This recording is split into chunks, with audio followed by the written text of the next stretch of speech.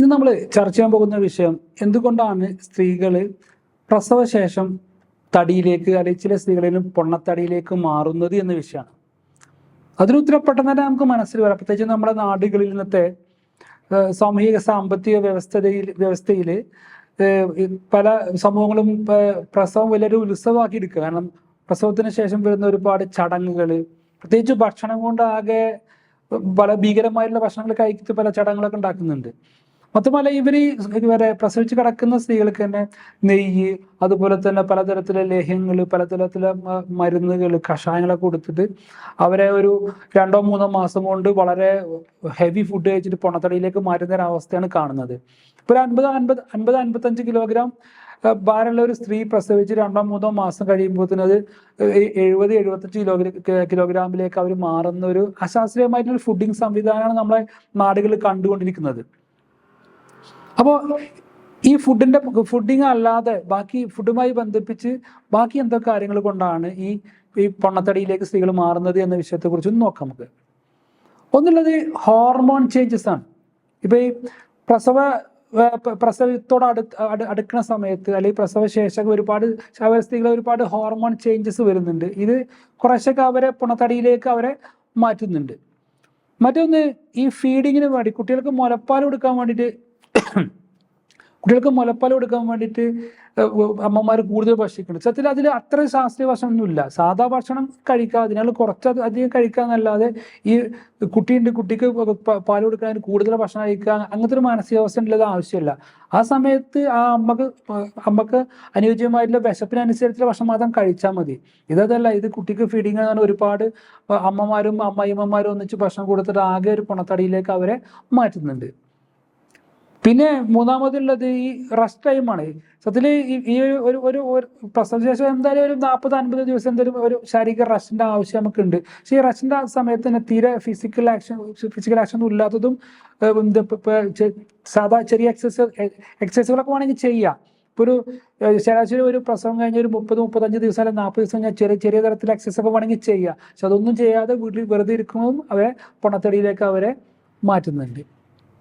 പിന്നെ പൊതുവെ ഇവർക്ക് ഈ സമയത്ത് ചിലപ്പോൾ കുട്ടീൻ്റെ ഫീഡിങ് കാരണം ചിലപ്പോൾ അവർക്ക് ചില സ്ത്രീകൾക്കെങ്കിലും വിശപ്പ് കൂടുതൽ തോന്നുന്നുണ്ടായിരിക്കും. അങ്ങനെ വിശപ്പ് കൂടുമ്പോൾ എന്ത് ചെയ്യുക, കൂടുതൽ ഭക്ഷണം കഴിക്കാത്തത് ബാലൻസ് ഭക്ഷണം കഴിക്കണതാണ് നല്ലത്.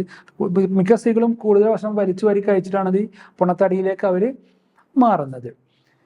പിന്നെ ഈ മെറ്റബോളിസം എന്ന് പറഞ്ഞാൽ ഭക്ഷണം കഴിക്കുന്നു, ഭക്ഷണം ദഹിക്കുന്നു, അത് ശരീരത്തിന് ആവശ്യമായ ഭാഗങ്ങളൊക്കെ ശരീരത്തിൽ ബാക്കിയൊക്കെ വേസ്റ്റ് പുറന്തള്ളുന്ന ഈ പ്രോസസ്സിനെയാണ് പറയുക ഈ മെറ്റബോളിസം. ഈ ഒരു 25 വയസ്സ് കഴിഞ്ഞാൽ തന്നെ പൊതുവെ സ്ത്രീകളിൽ ശരീരത്തിന്റെ മെറ്റബോളിസം ഒന്ന് സ്ലോ ആവും.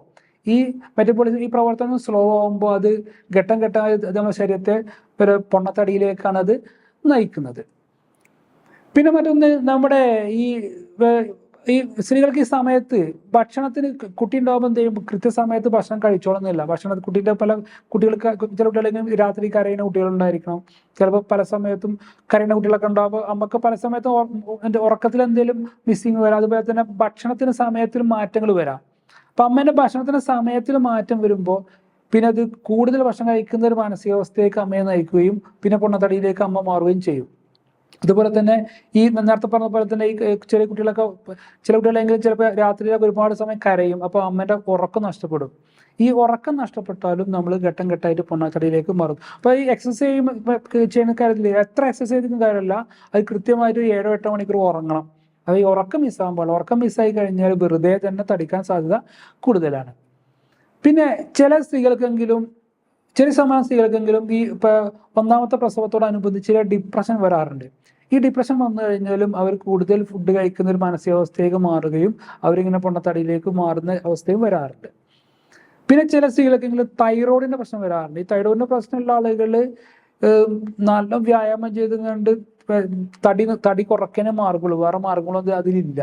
അപ്പൊ ഈ തൈറോയിഡിന്റെ കണ്ടീഷനിൽ വെറുതെ തടിക്കും. അപ്പൊ തൈറോയിഡിലെ ആളുകൾ നല്ല വ്യായാമം ചെയ്തിട്ട് എന്ത് ചെയ്യാം, അത്ര വ്യായാമം എന്തെങ്കിലും മാനസികാവസ്ഥയ്ക്ക് മാറേണ്ടത് നിർബന്ധമാണ്.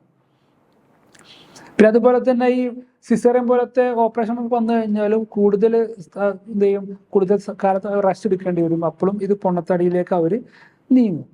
പിന്നെ പൊതുവെ വരുന്നൊരു സൈക്കോളജിയുടെ പ്രശ്നം എന്താ വെച്ചാൽ, ഇപ്പോൾ ഇപ്പം നല്ല ഷേപ്പിലെ സ്ത്രീകളൊക്കെ ആയിരിക്കാം, പക്ഷെ പ്രസവം കഴിഞ്ഞ് കഴിഞ്ഞാൽ അവർ പിന്നെ പൊണ്ണത്തടിയിലേക്ക് മാറി. പിന്നെ അവർക്ക് അവരെ രൂപത്തോട് തന്നെ അവർക്ക് എന്തെങ്കിലും വെറുപ്പ് തോന്നും, ഞാൻ പൊണ്ണത്തടിയിലേക്ക് പോയി, ഇനി ഒരിക്കലും എൻ്റെ പൊണ്ണത്തടി മാറില്ല എന്ന അവസ്ഥയ്ക്ക് അവർ ചിന്തിക്കും. പിന്നെ അവർ കിട്ടണമൊക്കെ വലിച്ചു വാരി കഴിക്കും, പിന്നെ ശരീരത്തിലെ നോക്കില്ല, കിട്ടണ ഭക്ഷണം എല്ലാം കഴിക്കും. അത് വലിയ വലിയ അപകടങ്ങളിലേക്കാണ് ഇത് കൊണ്ടെത്തിക്കുന്നത്. ഇത് നമുക്ക് എന്ത് ചെയ്യാൻ പറ്റുന്നൊരു സൊല്യൂഷൻ നോക്കണം. സത്യത്തിൽ നമ്മുടെ നാട്ടിലെ ഈ പ്രസവത്തിന് ശേഷമുള്ള ഈ പ്രസവ ശുശ്രൂഷയുമായി ബന്ധപ്പെട്ടുള്ള ഈ ഭക്ഷണത്തിന്റെ ഉത്സവം ഉണ്ടല്ലോ, അത് സംഭവമില്ല. അതിന് യാതൊരു ശാസ്ത്രീയ അടിത്തറയില്ല. കാരണം നമ്മുടെ നാടുകളിൽ സാമ്പത്തികമായി പിന്നോക്കം നിൽക്കുന്ന വീടുകളിൽ നിന്നൊക്കെ മറ്റേ പ്രസവം നടക്കുന്നത്, അവിടെ ഇത്ര വലിയ ഫുഡിങ് ഒന്നുമില്ല. വേണ്ട, കാട്ടുകളിൽ താമസിക്കുന്ന ആദിവാസികൾ പ്രസവിക്കുന്ന അവർ ഫുഡിങ് വളരെ മിനിമം ഫുഡിങ്ങുള്ളൂ, അവർക്കൊന്നും ശാരീരിക ഒരു പ്രശ്നങ്ങളും ഇല്ല. ഇത് ഭക്ഷണം കഴിച്ച ആകെ അസ്വസ്ഥ. ഇത് ചെയ്യാൻ പറ്റുന്ന വെച്ചാൽ എൻ്റെ ഒരു അഭിപ്രായത്തിൽ നോർമൽ ഭക്ഷണം, പ്രസവത്തിന് ശേഷം നോർമൽ ഭക്ഷണം കഴിച്ചാൽ മതി. ഈ അങ്ങനത്തെ ഒന്നും ആവശ്യമില്ല. നോർമൽ ഭക്ഷണം കഴിക്കുക. അത് തന്നെ പ്രസവത്തിന് മുമ്പ് കഴിച്ചിട്ടുള്ള, അല്ലെങ്കിൽ ഗർഭിണിയായിരിക്കുന്നതിന് മുമ്പ് കഴിച്ചിട്ടുള്ള ആ ലെവലിൽ ഭക്ഷണം കഴിക്കുക. കൂടുതൽ വിശപ്പ് തോന്നുന്നുണ്ടെങ്കിൽ കുട്ടിക്ക് മുലപ്പാൽ കൊടുക്കേണ്ടി വരില്ല. അപ്പം കൂടുതൽ വിശപ്പ് തോന്നുന്നുണ്ടെങ്കിൽ കുറച്ചെന്തെങ്കിലും ഭക്ഷണം കൂട്ടാൻ എന്നല്ലാതെ ഒരുപാട് വിഭവങ്ങൾ, നെയ്യ്, കഷായം, അരിഷ്ടം അതിനൊന്നും ആവശ്യം ഇല്ല. പക്ഷെ ഒന്നുണ്ട്, ഈ ഭക്ഷണ കാര്യങ്ങളൊക്കെ ഒന്നും ശാസ്ത്രീയ ഒരു അടിത്തറയില്ല. പിന്നെ ഒന്നുണ്ട്, റെസ്റ്റ് എടുക്കണം. റെസ്റ്റ് അതൊരു 40 ദിവസത്തോളം ഏകദേശം നല്ല റെസ്റ്റ് എടുക്കണം.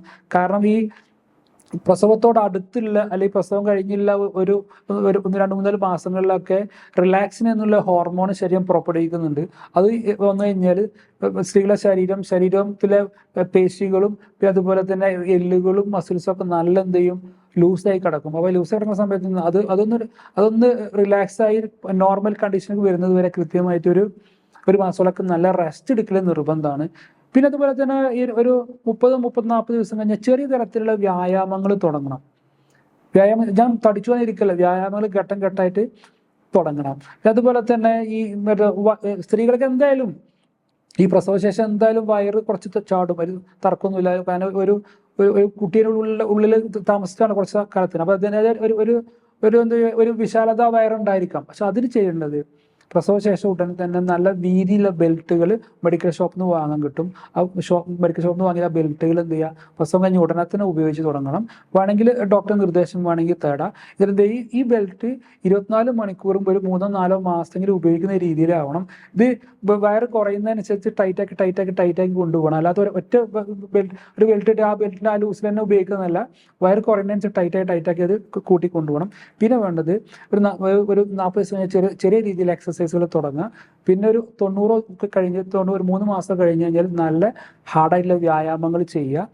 എന്ത് ചെയ്യുക, നിങ്ങൾ നല്ല വ്യായാമം ചെയ്യുകയാണെങ്കിൽ നിങ്ങൾ പ്രസവത്തിന് മുമ്പുള്ള അതേ കണ്ടീഷനിലേക്ക് നിങ്ങളെ ശരീരത്തെ എത്തിക്കാൻ പറ്റും. പക്ഷേ നിങ്ങൾ തന്നെ വിചാരിക്കണം, നിങ്ങൾ നല്ല ഹാർഡായിട്ട് എക്സസൈസ് ചെയ്യാനേ വേണം. പ്രത്യേകിച്ച് ഒരു കുഴപ്പങ്ങളൊന്നും അതിൽ ഉണ്ടാവില്ല. തുടക്കത്തിലൊക്കെ ചെറിയ പ്രയാസങ്ങളും വേദനയും കാര്യങ്ങളൊക്കെ ശരീരത്തിൻ്റെ പല ഭാഗത്തും കാണാം. പക്ഷെ അത് ഗൗനിക്കരുത്. മുന്നോട്ട് പോവുക, നല്ല വ്യായാമം ചെയ്യുക, വെള്ളം നല്ലോണം കുടിക്കുക, നല്ലോണം ഉറങ്ങുക, ഭക്ഷണം പാകത്തിന് കഴിക്കുക. Okay, thank you.